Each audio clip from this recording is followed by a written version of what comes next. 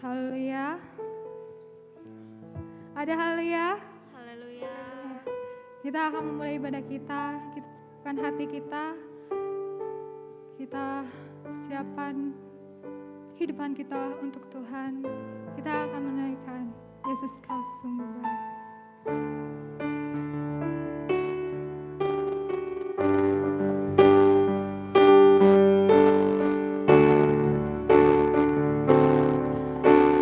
Yesus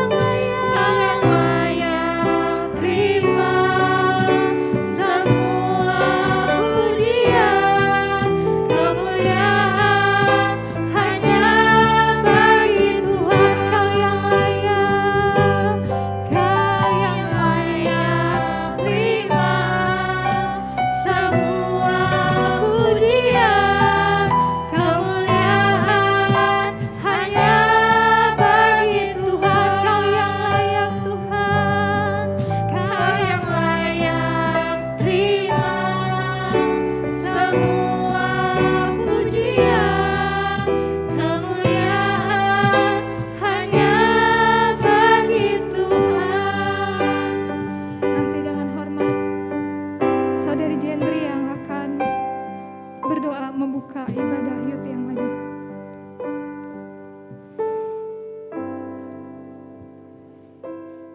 Terima kasih Tuhan.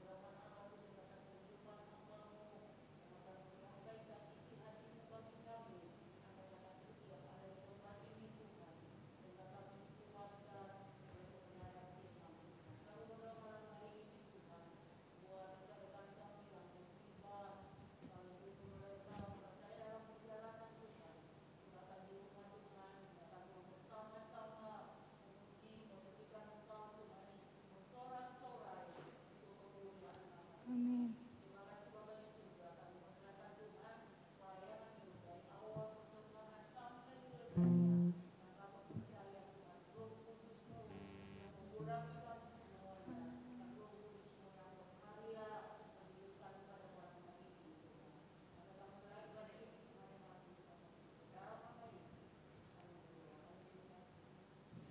Ada haleluya? Ada haleluya? Siapa yang percaya Yesus yang kita sembah adalah Yesus yang teramat baik? Yang percaya angkat tangannya. Yang percaya angkat tangannya. Yang percaya katakan amin. Amin. Katakan amin. Amin. Kita mau nyanyi Yesus teramat baik.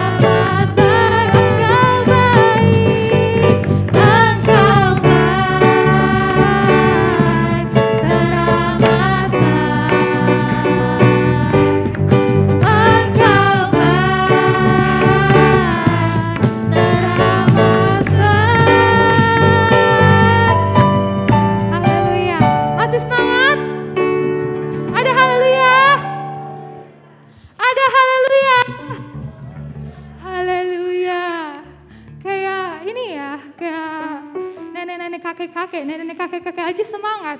Ada haleluya. Haleluya. Katakan haleluya. Yang semangat. Haleluya. Haleluya. Haleluya. Haleluya. Haleluya. Kita akan memuji Tuhan. Kita naikkan bersorak-sorai.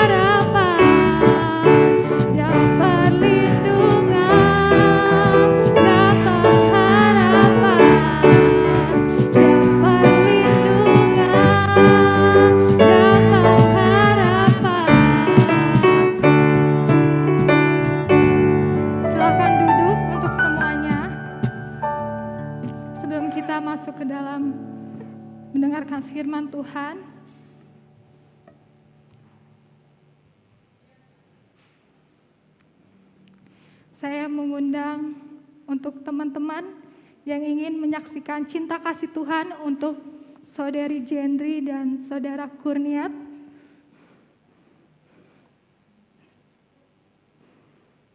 Untuk memberikan kesaksian cinta kasih Tuhan. Tepuk tangannya dong.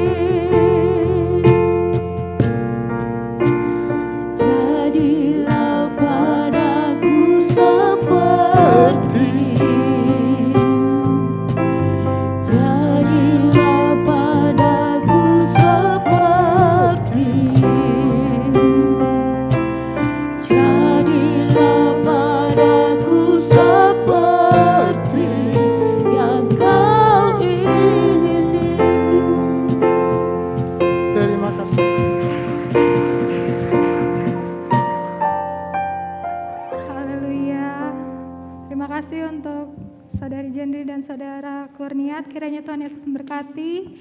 Lagu yang memberkati membuat kita untuk meletakkan hidup kita ke dalam tangan Tuhan. Sebentar kita juga akan mengundang teman kita untuk menyaksikan cinta kasih Tuhan dari keluarga Siagian. Silakan maju keluarga Siagian.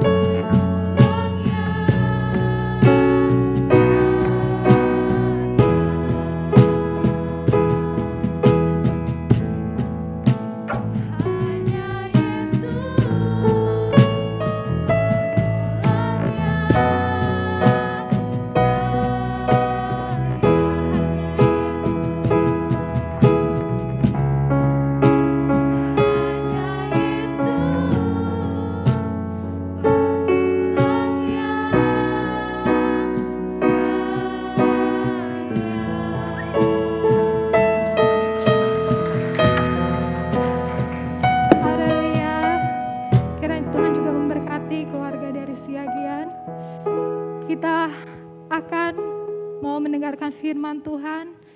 Saya undang semua untuk bangkit berdiri. Siapkan hati kita, pikiran kita untuk lebih lagi mendengar firman Tuhan. Haleluya Yesus, terima kasih Tuhan.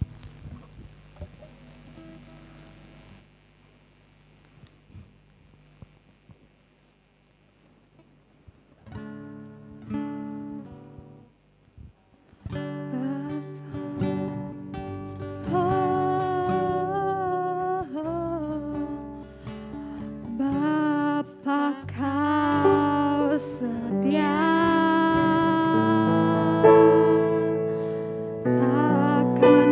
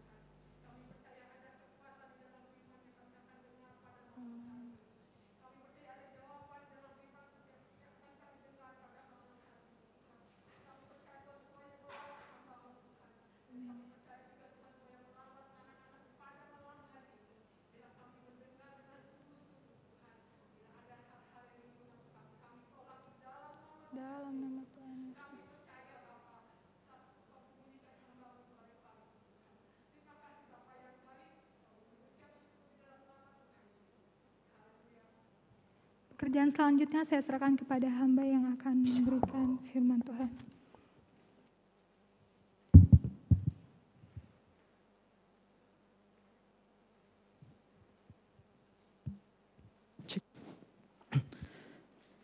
Sebelum saya menyampaikan firman Tuhan pada saat malam hari ini, saya mengundang yang di belakang boleh duduk di depan. Sayang kalau nggak diduduki. Tenang aja, udah nggak ada corona. Yang di belakang boleh maju ke depan. Nah, kalau belum maju, saya belum berbicara untuk menyampaikan firman Tuhan. Yuk, sekalian untuk menghormati kebenaran firman Tuhan pada saat malam hari ini.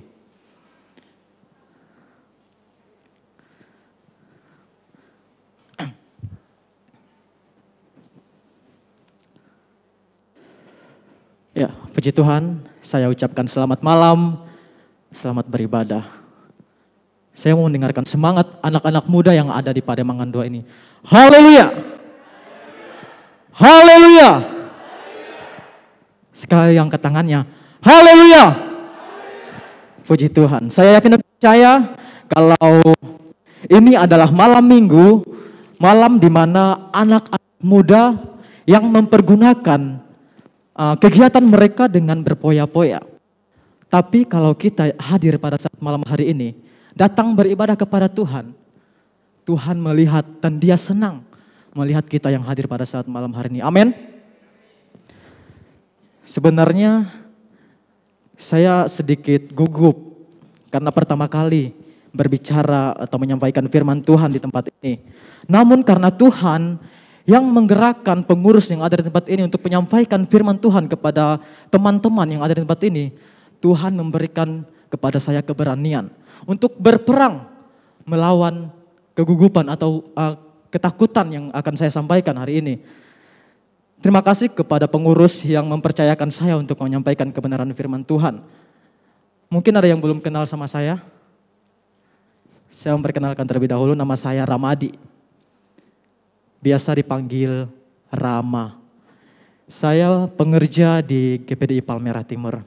Salam kenal buat kita semua. Tuhan Yesus memberkati. Malam hari ini saya akan berbicara tentang peperangan. Kenapa? Karena di mana hari-hari ini anak muda banyak diperhadapkan dengan yang namanya peperangan. Peperangan seperti apa? Bukan berperang secara fisik, jasmani, tetapi peperangan rohani. Langsung saja kita buka Alkitab kita di 1 Samuel.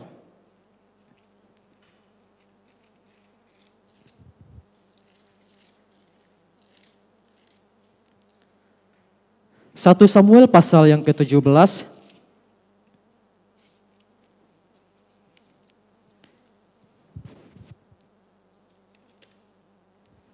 Ayat 45, 47, dan 50. Saya bacakan buat kita semua.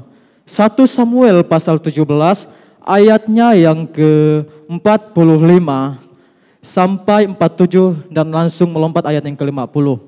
Saya bacakan, tetapi Daud berkata kepada orang Filistin itu, Goliat, engkau mendatangi aku dengan pedang dan tombak dan lembing, tetapi aku mendatangi engkau dengan nama Tuhan semesta alam, Allah segala barisan Israel yang kau tantang itu. Hari ini juga Tuhan akan menyerahkan engkau ke dalam tanganku, dan aku akan mengalahkan engkau dan memenggal kepalamu dari tubuhmu.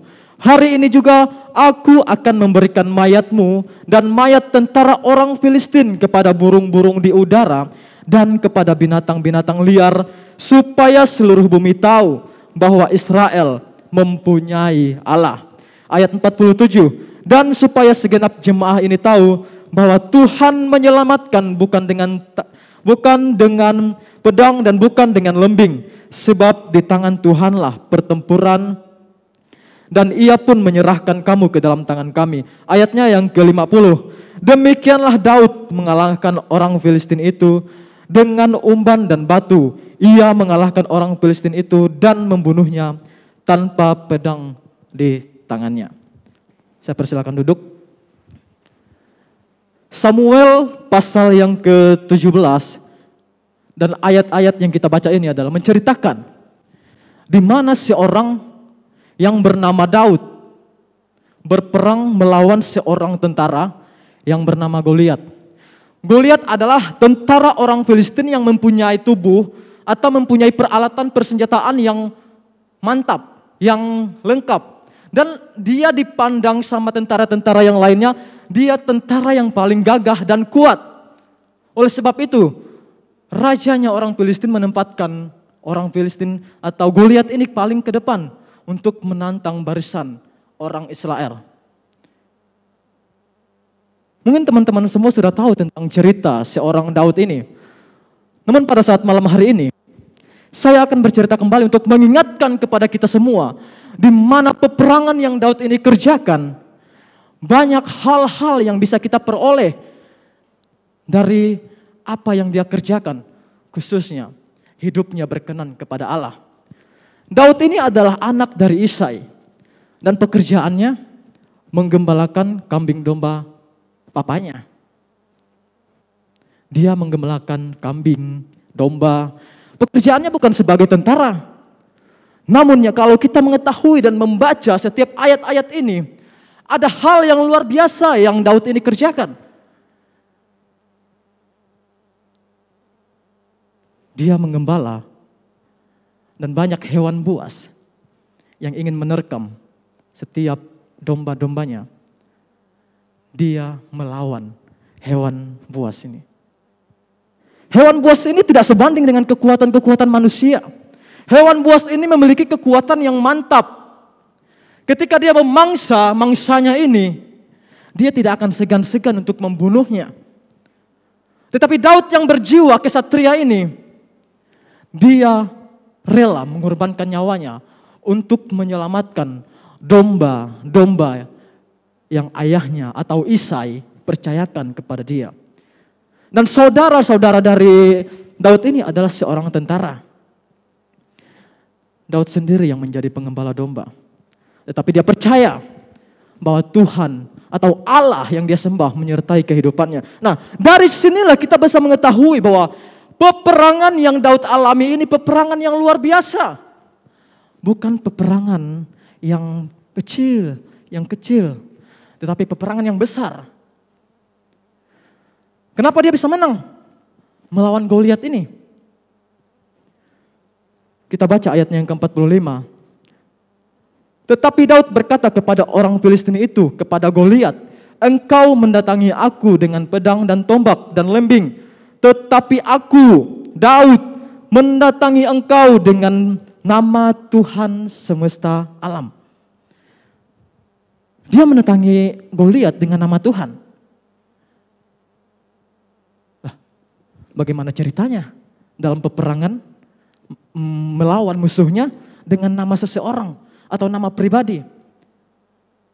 Kalau saudara berperang, apakah melawan orang itu dengan nama teman atau nama ayah? Tidak kan? Tetapi Daud berkata di sini dia melawan Goliat ini dengan nama Tuhan semesta alam. Artinya Tuhan adalah panglimanya Daud. Walaupun Daud berjalan seperti ini dengan ketapel yang dia bawa dan batu yang dia bawa. Tetapi di samping, di kiri, di depannya ada malaikat dan di depannya ada panglima yang luar biasa. Tuhan semesta alam, panglima. Oleh sebab itu, Daud mampu mengalahkan peperangan, duel 1 lawan 1. Dari Daud ini kita bisa belajar. Kita tidak perlu takut untuk menghadapi setiap permasalahan atau peperangan-peperangan yang kita alami saat hari-hari ini. Saya tahu banyak sekali peperangan yang anak-anak muda alami saat hari-hari ini. Bukan berperang melawan saudara ya. Bukan berperang melawan agama lain. Bukan berperang melawan teman atau ayahnya. Tetapi berperang melawan diri sendiri. Berperang melawan roh yang ingin menentang Allah, menentang roh Allah yang ada di dalam diri kamu. Saya tahu teman-teman ingin melakukan yang baik, tetapi yang jahat yang kamu lakukan.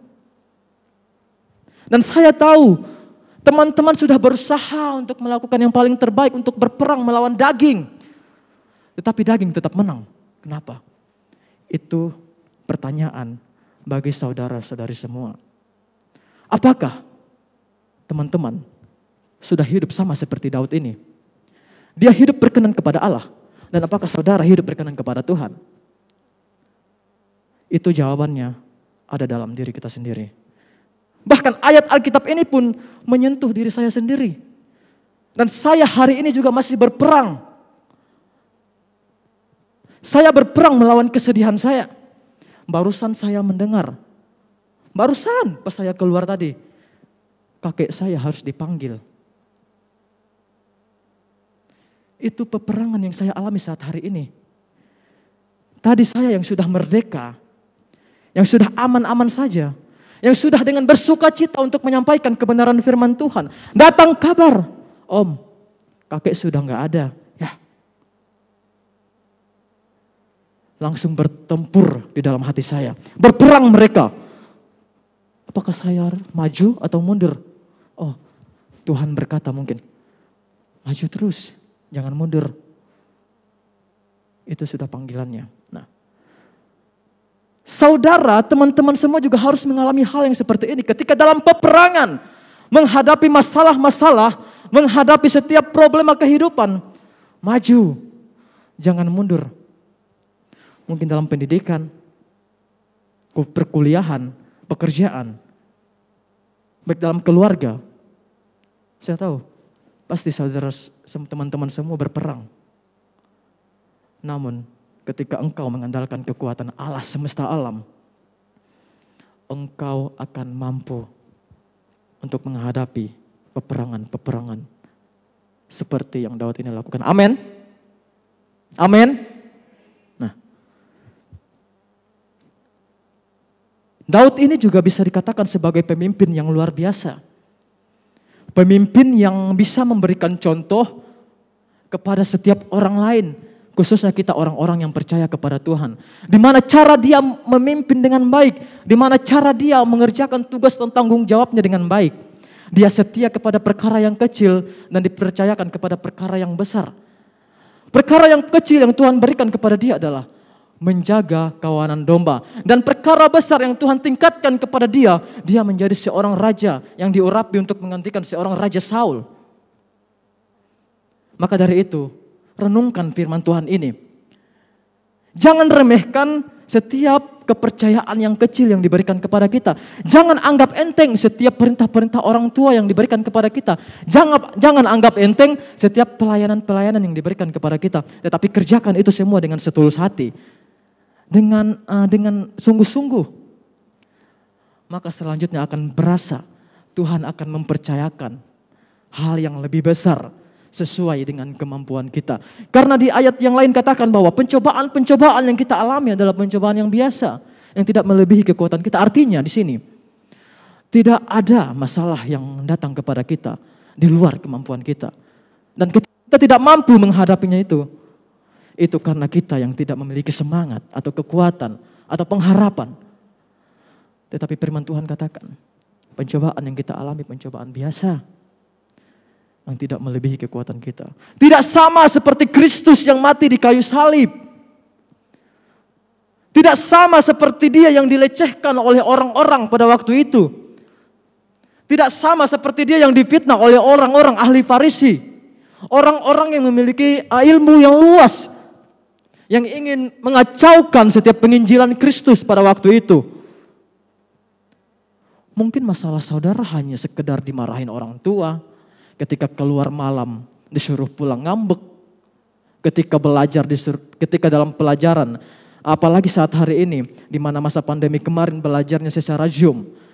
Kita mengikutinya asal-asalan dan orang tua menegur kita. Kita langsung ngambek. Tidak seperti itu yang Yesus rasakan. Tetapi yang dia rasakan sakit yang begitu mendalam. Karena kasihnya yang begitu dalam kepada kamu, kepada teman-teman semua.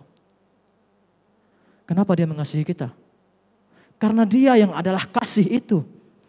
Dia bukan sumber kasih, tetapi dia yang kasih sendiri. Allah itu kasih. Karena kamu yang berbuat dosa. Karena perempuan yang menodai, yang mengajak laki-laki untuk berbuat dosa. Karena Hawa. Karena Hawa kamu berdosa. Kamu berdosa karena Hawa. Oleh sebab itu, Tuhan menggenapi janjinya bahwa Dia akan mengirimkan seorang yang akan menolong, yang akan menggenapi setiap hukum Taurat yang tidak bisa dilakukan oleh bangsa Israel. Kita enak hidup di era perjanjian baru di zaman kasih karunia ini. Kita tinggal percaya kepada Tuhan, melakukan setiap mandat dan perintahnya. Keselamatan itu akan menjamin menjadi bahagian kita semua. Nah, pertanyaannya ketika kita mau mati, apakah kita sudah bertobat? Mungkin hari ini kamu bertobat, kamu sungguh-sungguh datang beribadah kepada Tuhan.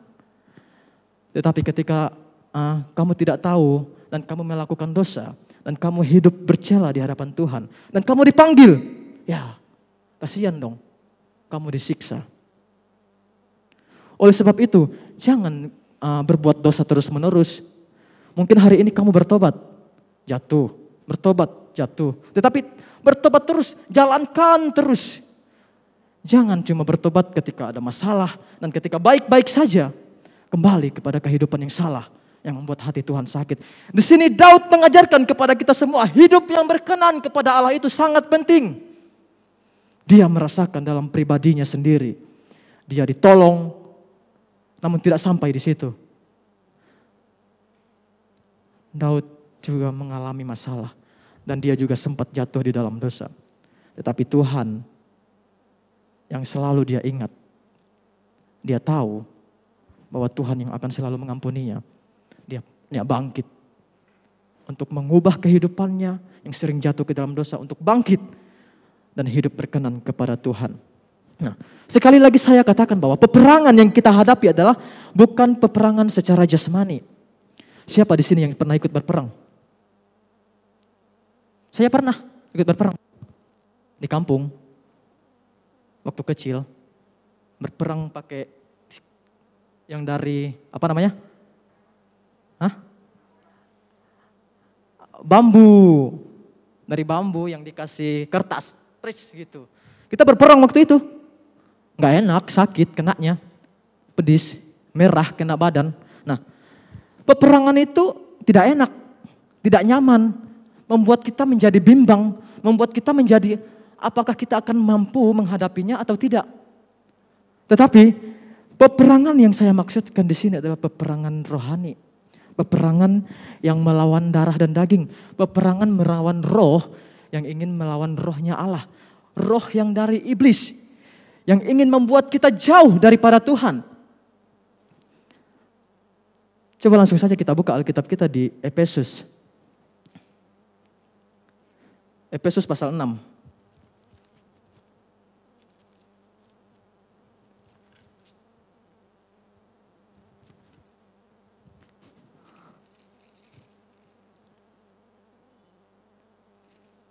Efesus pasal yang ke-6 ayat 12. Peperangan rohani.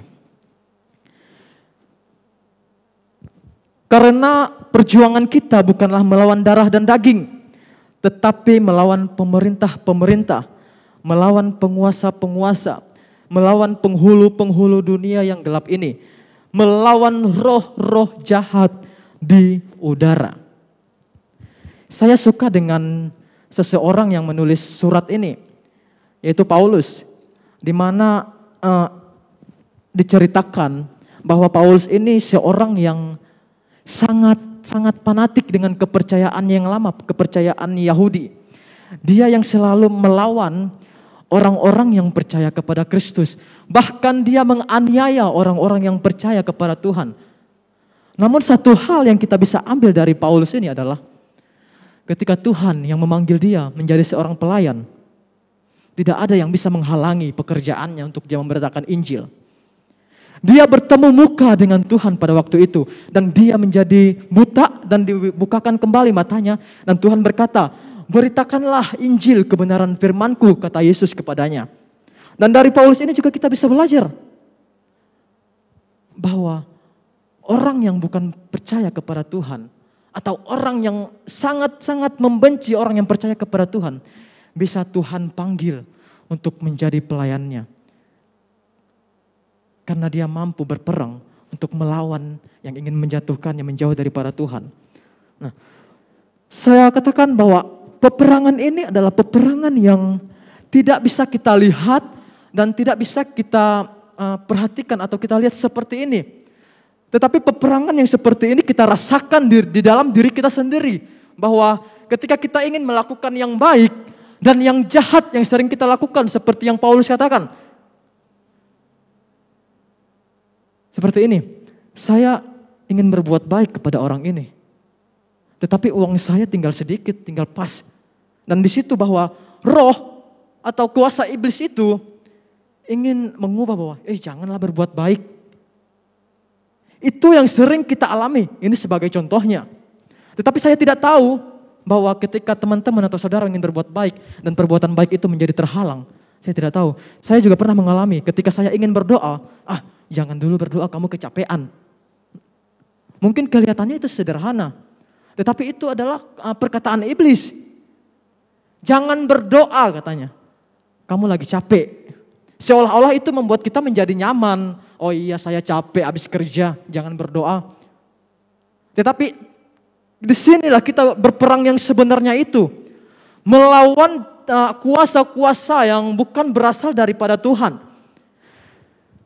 Saya pernah melihat orang berperang yang seperti ini di kampung halaman saya, di mana di tempat saya masih mempercayai penyembahan-penyembahan berhala.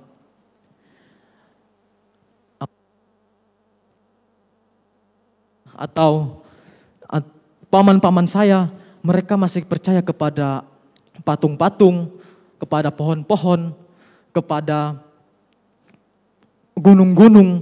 Dan ketika Bapak Gembala saya datang ke kampung halaman saya, dia pernah bercerita, dia diajak uji nyali oleh jemaat yang masih setengah-setengah percaya kepada Tuhan, yang masih percaya kepada dukun, kepada gunung atau kepada batu-batu, dia masih memiliki ilmu dan dia juga percaya kepada Tuhan. Dia pernah menantang seorang gembala saya pada waktu itu.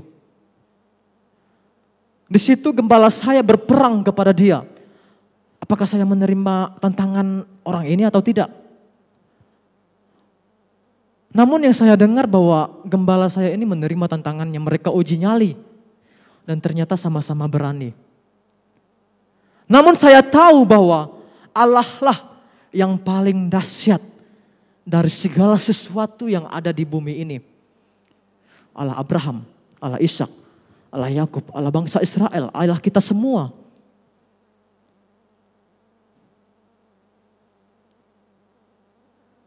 Mari, ketika teman-teman semua menghadapi peperangan-peperangan rohani atau melawan roh-roh yang ingin membuat teman-teman jauh daripada Tuhan.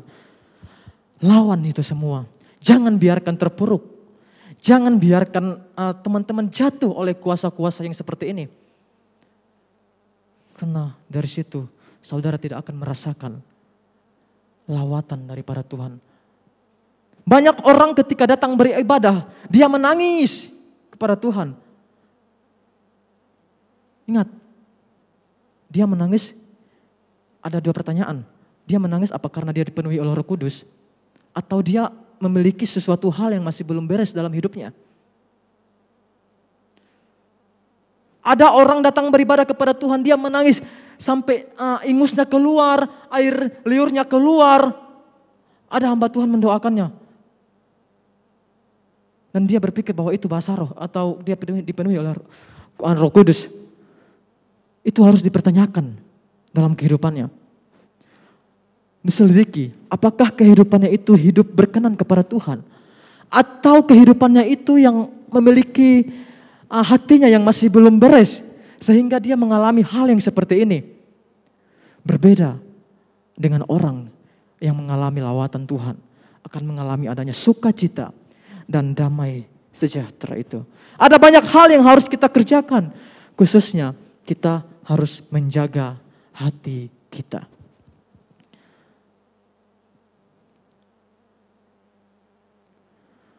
Kenapa kita harus menjaga hati kita?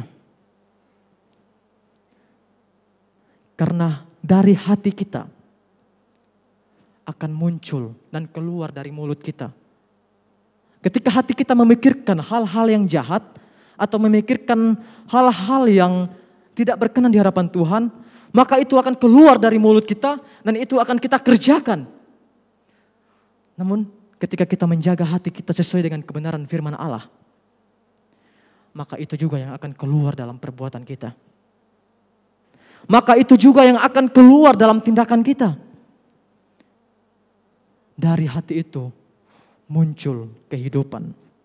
Bukan hidup seperti ini, tetapi hidup seperti yang Allah katakan.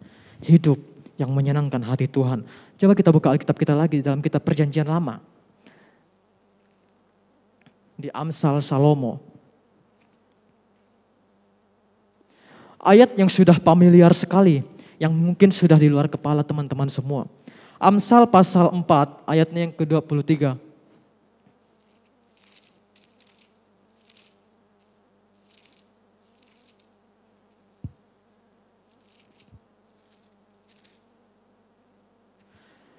Amsal pasal 4 ayat yang ke-23. Jagalah hatimu dengan segala kewaspadaan, karena dari situlah terpancar kehidupan.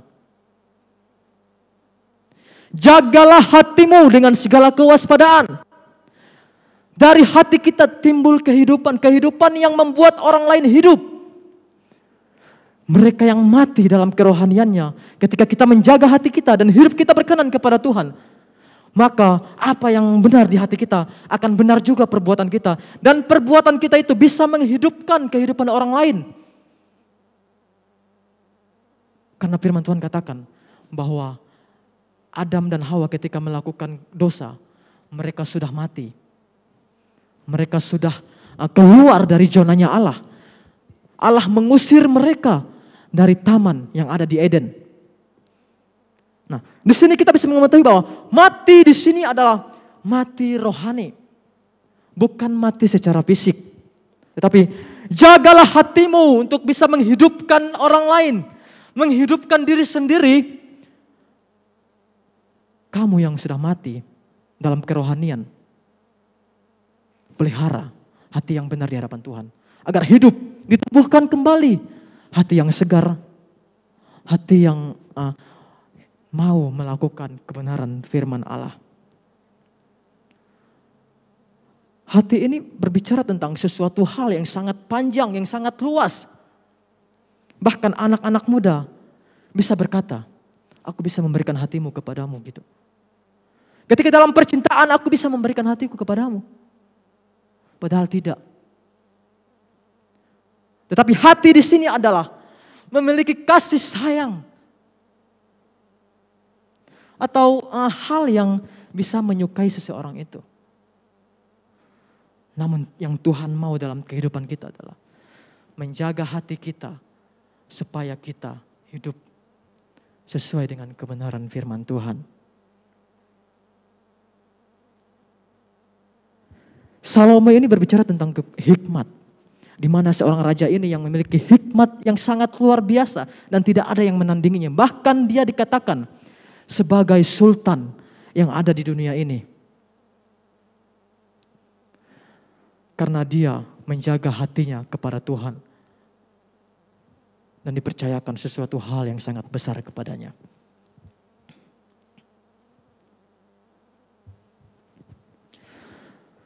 Kenapa kita harus menjaga hati kita? Karena dari hati timbul segala pikiran yang jahat. Timbul segala pikiran-pikiran yang mendukakan hati Tuhan. Kita buka lagi Alkitab kita di Injil Matius.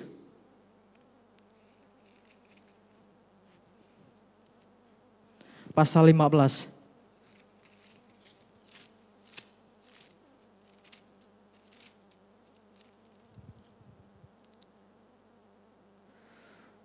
Injil Matius pasal 15 ayatnya yang ke-19.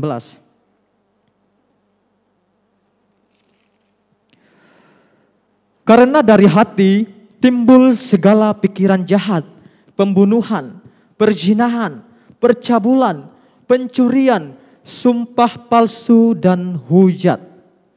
Karena dari hati timbul segala pikiran jahat, pembunuhan, perzinahan, percabulan, pencurian, sumpah palsu, dan hujat.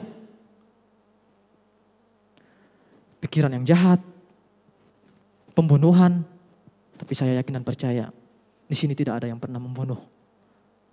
Amin. Kecuali membunuh serangga. Dan perzinahan, percabulan, pencurian. Siapa di sini yang pernah mencuri? Saya jujur, saya pernah mencuri. Saya mencuri waktu SMK. Mencuri mangga tetangga. Sumpah palsu dan hujat. Nah, ini yang sering dikatakan oleh anak-anak muda. Saya bersumpah, saya akan menepati janji saya untuk mencintai kamu. Saya bersumpah, saya akan menyayangi kamu dengan sepenuhnya. Itu palsu. Bohong. Jangan percaya kepada buaya-buaya. Itu bohong. Palingan juga dia mencintainya cuma sebentar. Ada juga kata-kata yang seperti ini. Ketika dia mencintai seseorang, lautan api pun dia seberangi. Bahkan tai kucing pun rasa coklat katanya. Tetapi emang benar hal yang seperti ini. Ketika kita mencintai seseorang itu, kita akan menyayangi dia dengan sepenuh hati. Seperti yang Tuhan berikan kepada kita. Namun kasih Tuhan ini tidak ada di dunia. Itu hanya Tuhan yang memilikinya. Kasihnya adalah kasih agape. Kasih yang tidak menuntut balas. Dia mencintai teman-teman, dia mencintai saudara semua dengan sepenuh hatinya. Dia melakukan apa yang Allah perintahkan kepada dia. Apa yang Bapaknya perintahkan kepada dia dengan baik. Kita tidak bisa seperti Allah. Tetapi kita bisa seperti Kristus. Seperti Yesus yang kerjakan di dunia ini. Dia melakukan hal yang baik. Dia melakukan hal yang benar di hadapan Allah. Karena dia 100% Allah dan 100% manusia. Oleh sebab itu, ketika dia mati di kayu salib, dia juga merasakan kesakitan yang diderita. Jangan heran ketika banyak contoh yang diberikan kepada kita. Bahwa apa yang kita alami sudah dialami oleh Yesus. Bahkan dia mengalaminya lebih sakit dari yang kita alami. Nah, di Injil Matius ini dikatakan bahwa perkataan Yesus kepada para ahli Taurat, ahli Farisi. Ini tentang najis dan tidak najis. Di mana dikatakan di sini bahwa mana yang haram dan tidak haram.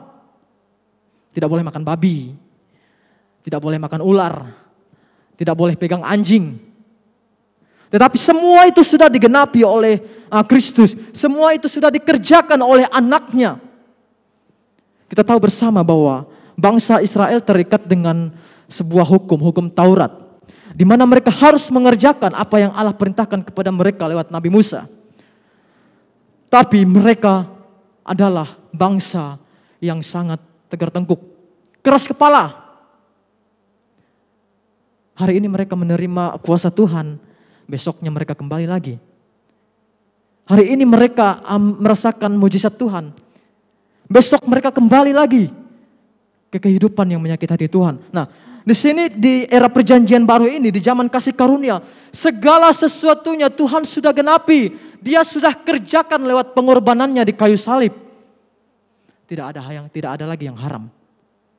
Teman-teman sudah boleh makan babi, boleh makan ular. Saya makan ular, saya makan kucing, makan anjing, semua saya makan kecuali setan. Nah, tapi ternyata ada yang najis yang tidak boleh kita lakukan. Itu apa yang keluar dari mulut kita yang menyakiti hati orang lain. Seperti yang dikatakan di sini bahwa segala pikiran yang jahat, terus sumpah palsu dan hujat. Itu najis. Ketika kamu bersumpah, kamu melakukan atau bersumpah dengan hal yang mungkin berbohong. Mungkin kamu berkata itu hal yang sepele. Tetapi ketika itu menyakiti hati orang lain, najis, haram. Keluarkanlah perkataan-perkataan yang membuat orang lain terbangun. Bukan terbangun dari tidur. Tetapi terbangun dari sesuatu yang jahat dan bangun untuk mengubah hidupnya menjadi baru.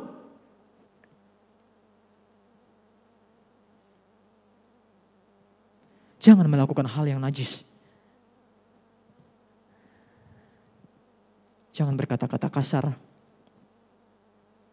Tapi jangan berpikiran. Ketika mama kamu maki kamu, mama najis. Tidak seperti itu. Pertanyakan terlebih dahulu, kenapa mama bilang saya najis? Kenapa mama bilang saya seperti itu? Oh iya, ternyata saya melakukan kesalahan kepada mama.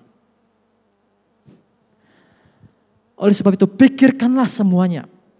Ketika engkau mau berkata-kata, ketika engkau mau bertindak, ketika engkau mau melakukan segala sesuatu, pikirkan semuanya. Apakah ini benar di hadapan Tuhan atau salah? Apakah ini najis atau tidak? Apakah ini haram atau halal? Sekali lagi saya katakan bahwa yang haram itu bukan makanan yang kita makan. Tetapi apa yang engkau keluarkan dari mulutmu. Apa yang engkau keluarkan dari perkataanmu. Syukur kalau engkau berkata baik. Atau berkata yang menyemangati orang lain. Tetapi sangat tidak boleh ketika engkau berkata-kata membuat orang lain menjadi sedih. Atau membuat orang lain menjadi jatuh. Atau membuat orang lain menjadi sakit hati kepada dirimu. Apalagi saudara-saudari semua. Anak-anak Tuhan. Pancarkanlah kasih Tuhan itu. Seperti apa yang Dia kerjakan bagi kita semua.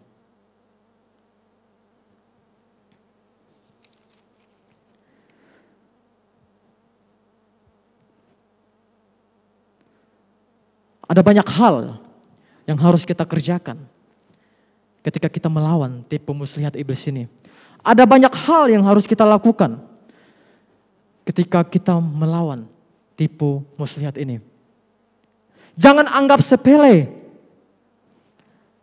Jangan anggap remeh ketika engkau sudah mulai bergeser dari zonanya Tuhan. Ketika engkau sudah mulai mungkin segini keluar dari zonanya Tuhan. Tetapi ketika engkau tidak memperbaharuinya, maka lama-lama dia akan seperti ini, jauh seperti ini. Maka akan terputus hubunganmu dengan Allah. Dari situlah perbuatan Tuhan tidak akan engkau rasakan. Walaupun engkau datang beribadah, kalau hidupmu tidak berkenan kepada Tuhan, engkau mengeraskan hatimu kepada Tuhan, ya Tuhan juga malas untuk mau menolongmu. Ingat, Tuhan tidak pernah meninggalkan kita. Dia tidak pernah menjauhi kita sedetik pun, bahkan selangkah pun. Tetapi kitalah yang menjauh dari Tuhan. Kitalah yang ingin sendiri menjauh dari Tuhan itu. Bukan Tuhan yang ingin menjauh dari kita. Ketika engkau berperang dengan hal yang seperti ini, bersenjatai dirimu dengan hal-hal yang luar biasa. Dengan doa, dengan penyembahan, rajin beribadah, hidup berkenan kepada Tuhan, membaca firman Allah, merenungkannya. Karena banyak orang membaca kebenaran firman Tuhan tidak mengerti dan tidak melakukannya. Dia jadikan itu sebagai rutinitasnya. Ketika kita melawan tipu muslihat ini, kita harus waspada, berjaga-jaga. Jangan diam saja. Ya, aku sudah jatuh dalam dosa. Tidak layak datang beribadah kepada Tuhan. Tidak seperti itu. Justru ketika engkau mengalami dosa ini, mengalami masalah yang seperti ini, mengalami peperangan rohani yang seperti ini, Tuhan mau melihat sampai di mana kemampuanmu untuk mau beralih dari yang jahat kepada yang benar ini. Tuhan katakan di sini, waspada, berjaga-jaga. Jangan ketika engkau mengalami masalah, engkau berjaga-jaga seperti ini. Tetapi berjaga-jaga di sini bahwa waspada, bahwa ketika engkau akan mengalami masalah, oh, saya sudah keluar dari zonanya Tuhan. Baca firman Tuhan, maka dia akan mengingatkan, hei anakku, kamu salah jalan, kembali. Udah, beres.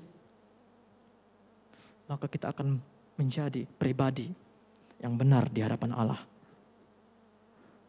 Waspada dan berjaga-jaga, karena iblis itu seperti singa yang mengaum. Tapi singa juga digambarkan sebagai Allah. Namun di sini adalah singa yang mengaum, ini adalah singa yang digambarkan sebagai iblis. Kita buka saja Alkitab kita di 1 Petrus 5 ayat 8.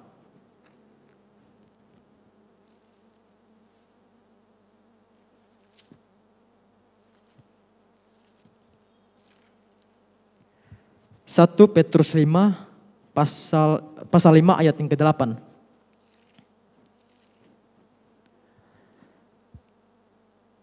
Sadarlah dan berjaga-jagalah, lawanmu si iblis berjalan keliling sama seperti singa yang mengaum-aum dan mencari orang yang dapat ditelannya. Sekali lagi, sadarlah dan berjaga-jagalah, lawanmu si iblis, Lucifer, berjalan keliling sama seperti singa yang mengaum-aum mencari orang yang dapat ditelannya. Di samping kamu itu ada iblis yang ingin menggoda kamu. Dan di samping kamu itu ada Allah yang mendampingi kamu. Ada dua pilihan. Apakah yang kamu mengikuti iblis atau Tuhan? Dan di sini iblis digambarkan sebagai singa yang mengaum-aum. Kita bisa mengetahui bahwa singa adalah hewan yang sangat buas. Dan dia dikatakan sebagai raja hutan. Singa kalau sudah lapar, dia akan mencari mangsa. Dan apa saja yang di depannya dia akan makan. Demikian halnya dengan iblis. Dia akan terus mencari celah. Walaupun celah itu yang dia lihat sebesar segini, dia akan masuk. Dan ketika dia sudah masuk dalam celah itu, maka dia akan berkarya dengan perbuatannya. Maka engkau akan bercabul, engkau akan berzina, engkau akan mengutuk orang lain. Engkau akan menyakiti hati orang lain. Maka Lucifer akan tertawa. Alhamdulillah, anakku sudah ikut aku. Oleh sebab itu jangan kasih celah kepada iblis. Tutup rapat-rapat dengan firman Tuhan. Tutup rapat-rapat dengan doa. Tenang. Ketika engkau minta kepada Tuhan penjagaan dan pemeliharaan, Dia akan mendengar. Tergantung dari doa saudara. Apakah benar-benar kepada Tuhan atau sekedar berdoa, oh Tuhan akan menjawab doa saya atau tidak ya. Namun yang Tuhan mau, percaya dengan sepenuhnya.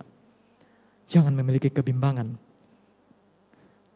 Saya juga mau baca ayat yang sebelumnya ini, ayat 17, ayat 7.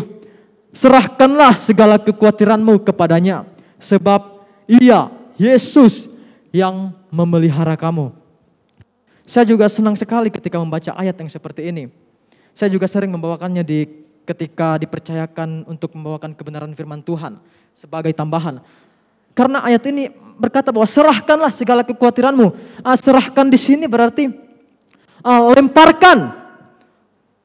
Ketika engkau memiliki beban atau kekhawatiran yang sangat dalam, Tuhan berkata, lepaskan. Lemparkan saja. Artinya di sini lemparkan kepada saya, kepada Allah. Maka akan ringanlah segala apa yang kita alami, kekhawatiran yang kita alami. Akan terasa nyaman ketika kita melaluinya, ketika kita serahkan kepada Tuhan. Serahkan di sini bukan kita serahkan, ini Tuhan, bukan seperti itu. Tetapi yang sudah saya singgung sebelumnya, berdoa dan baca firman Tuhan. Membaca firman Tuhan ini adalah hal yang sangat membosankan. Capek membaca firman Tuhan.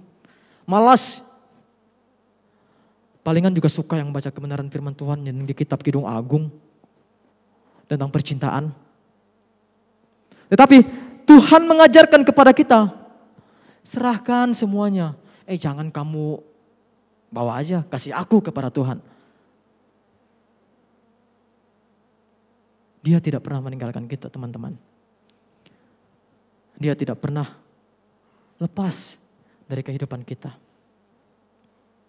Sekali lagi saya katakan, pertanyaannya ada dalam diri kita masing-masing. Apakah kita benar-benar hidup berkenan kepada Tuhan atau tidak? Karena khawatir ini adalah salah satu pekerjaan iblis. Khawatir adalah hal yang wajar kita alami. Hal yang biasa kita alami. Bahkan saya sendiri pun sering mengalami kekhawatiran. Tetapi yang Tuhan kasih tahu kepada kita semua, jangan hidup dalam kekhawatiran. Karena orang yang hidup dalam kekhawatiran, orang yang hidupnya seperti tidak punya Allah. Orang ateis. Orang yang seperti yang tidak memiliki pengharapan ke depannya.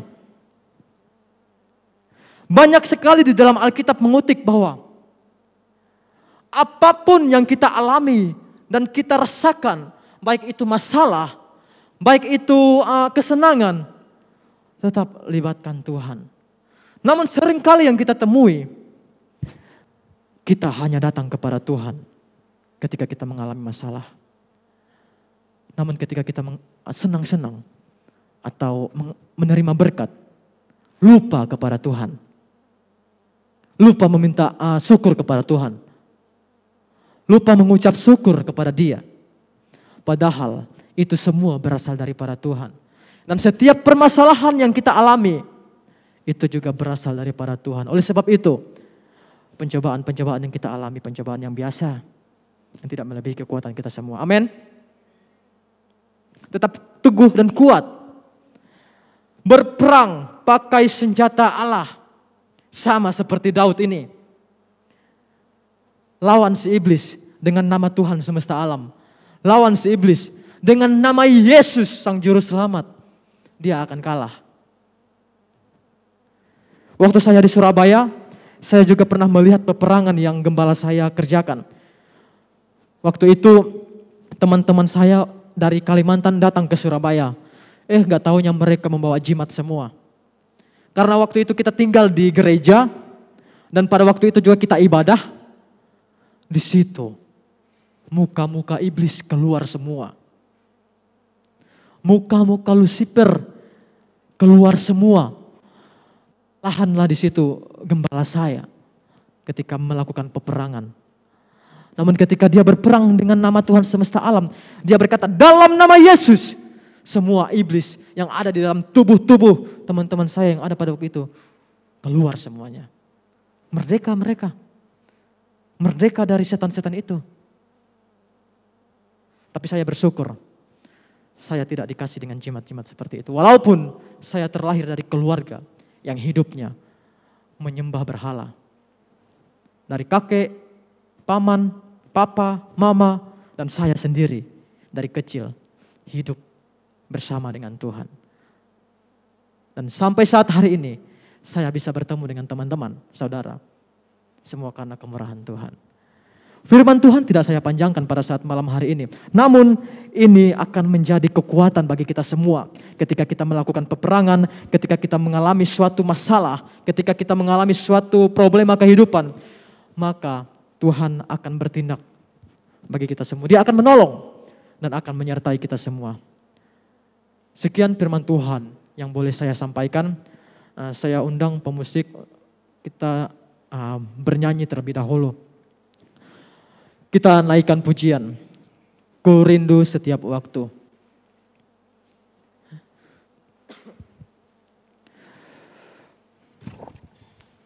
Mari, miliki kerinduan yang besar kepada Tuhan. Miliki suatu kerinduan yang sangat-sangat dalam. Walaupun kita masih berlawan dengan roh yang bukan berasal daripada Tuhan. Tapi ketika kita memiliki kerinduan yang besar dan kita mengerjakan kerinduan itu, maka kita akan menang. Dide. Terima kasih Tuhan. Terima kasih Yesus. Haleluya. Terima kasih Yesus.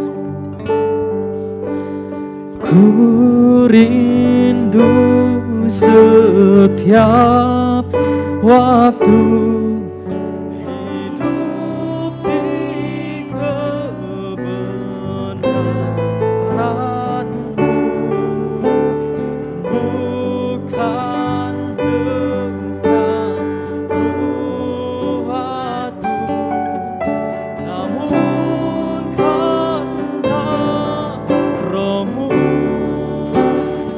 Yesus, Kau, amin, yang ku pegang teguh. Sama-sama kita naikkan pujian dari awal. Mari kita sama-sama bangkit berdiri. Terima kasih Tuhan. Ku rindu setiap waktu hidup di kebenaran-Mu, bukan dengan kuatku, namun karena Roh-Mu. Yesus, Kau yang ku pegang teguh. Mari sama-sama kita akui, Engkaulah Tuhan. Terima kasih Tuhan. Engkaulah Tuhan. Engkaulah Raja, berdaulat atas hidupku. Ku berserah penuh. Katakan sama-sama lebih sungguh lagi di hadapan Tuhan. Ku rindu setiap waktu. Ku rindu setiap waktu hidup di kebenaran-Mu, bukan dengan kuatku, namun karena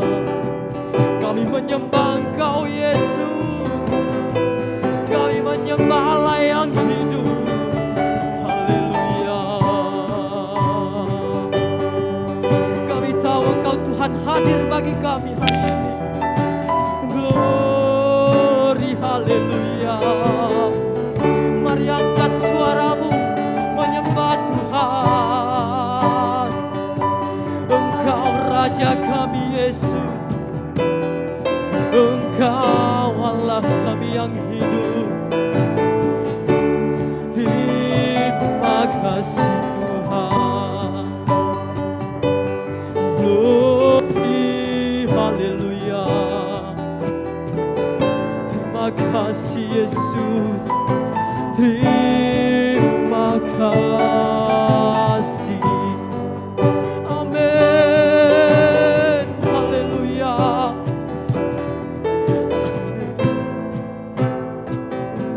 Glory, haleluya.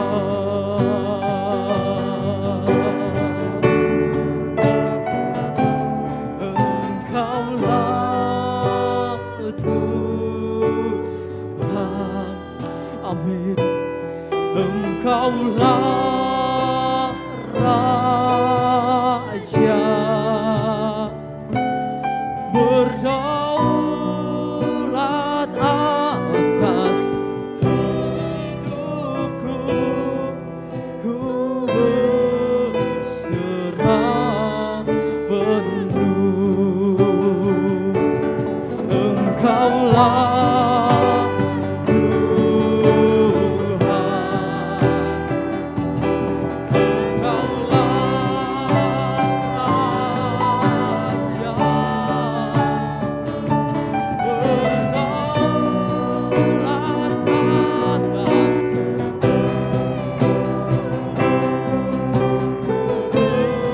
berserah penuh.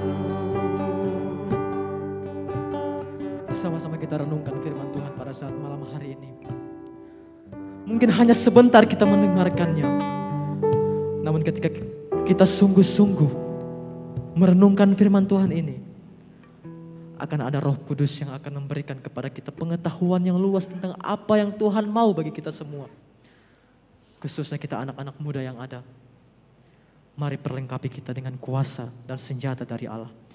Memiliki iman yang teguh dan doa-doa diperkuat kepada Tuhan. Bapa di dalam kerajaan surga, Bapa yang kami sembah di dalam nama Tuhan Yesus. Kami mengakui bahwa Engkau adalah Allah kami yang hidup. Allah Abraham, Allah Ishak, Allah Yakub, Allah kami semua. Malam hari ini Tuhan, biarlah Tuhan kami menjadi pelaku-pelaku kebenaran firman-Mu ini. Menjadi contoh-contoh dan teladan bagi teman-teman, bagi sekitar kami, bagi keluarga kami Tuhan. Terima kasih Tuhan, terima kasih. Mungkin hamba-Mu sudah berhenti berbicara untuk menyampaikan kebenaran firman-Mu ya Tuhan.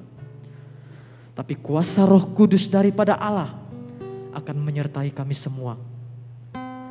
Terima kasih Tuhan Yesus, terima kasih. Kami mengucap syukur, kami peralaskan doa kami di dalam nama Tuhan Yesus Kristus. Haleluya. Amin. Silakan duduk dan waktu selanjutnya saya serahkan kepada pengurus.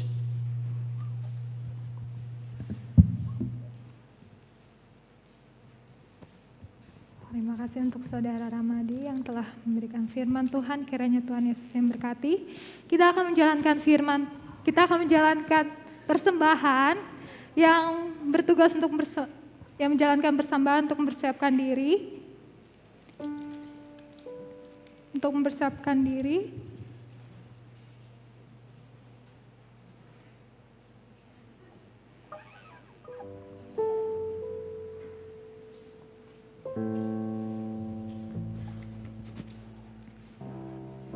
Ku selalu memandang Tuhan, ku selalu memuji Dia.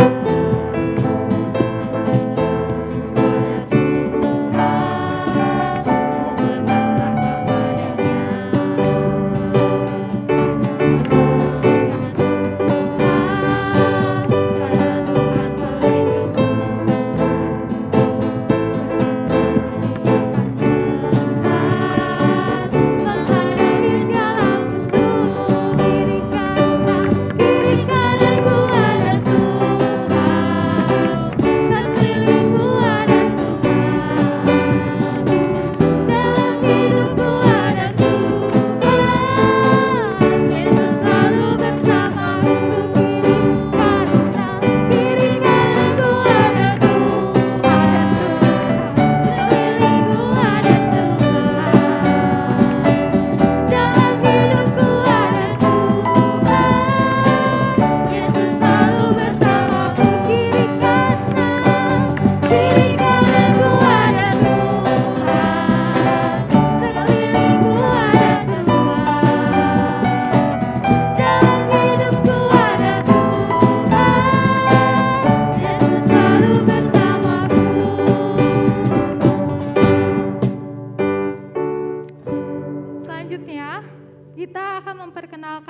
jiwa baru kita, teman-teman baru kita yang bernama Yoga dan Santo. Mungkin bisa bangkit berdiri, memperkenalkan diri.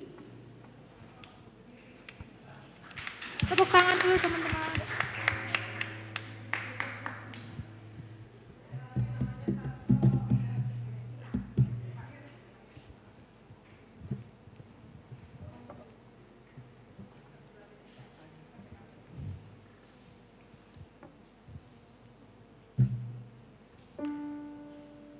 Shalom teman-teman semuanya. Terus terang saya pribadi baru ya dari di sini. Baru pertamanya juga ibadah ikut bareng. Saya pendatang baru dari Bengkulu. Di sana gereja kami GKSBS Bengkulu bagian Seblat. Terus terang ini pertama kalinya ngikut ibadah di Jakarta Utara. Asik sih, terus terang asik. Untuk nama, perkenalkan nama saya Raka Yoga Rangga, saya tinggal di Gang 7. Kenal sama Mas Yunus juga, hari-hari sering ketemu. Cukup sekian lah Kak dulu Kak. Terima kasih, selamat datang di GPD Pademangan 2. Untuk perkenalkan, Dwi Sato. namanya Santo. Dari mana?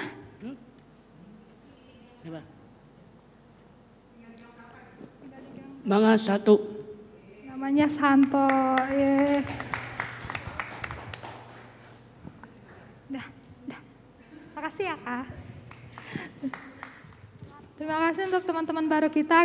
Kiranya teman-teman baru kita, jiwa baru kita untuk setia selalu di tempat ini beribadah bersama Tuhan. Ayo. Kita akan mengumumkan pengumuman sepanjang minggu.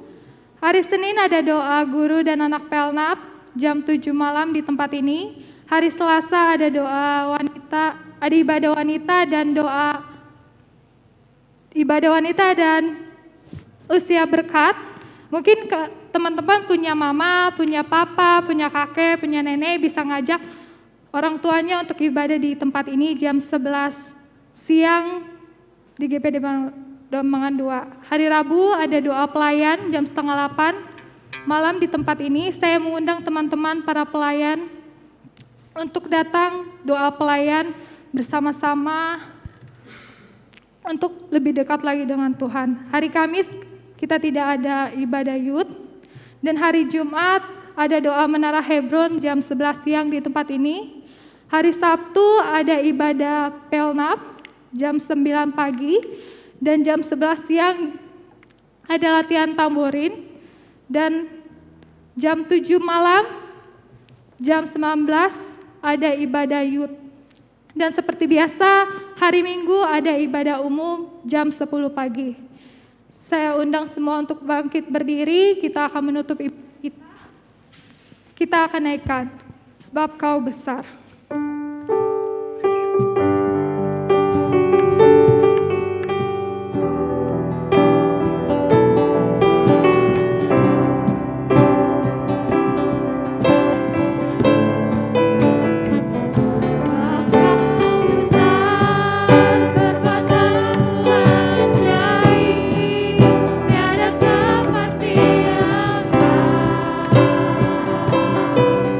Tiada seperti